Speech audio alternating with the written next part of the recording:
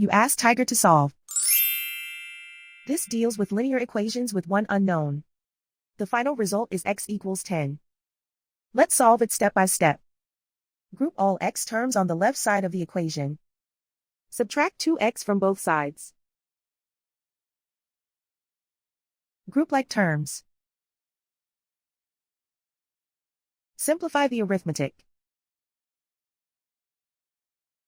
Group like terms. Simplify the arithmetic. Group all constants on the right side of the equation.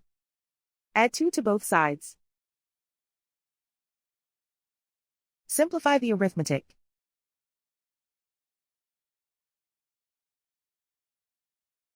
And so the final result is x equals 10.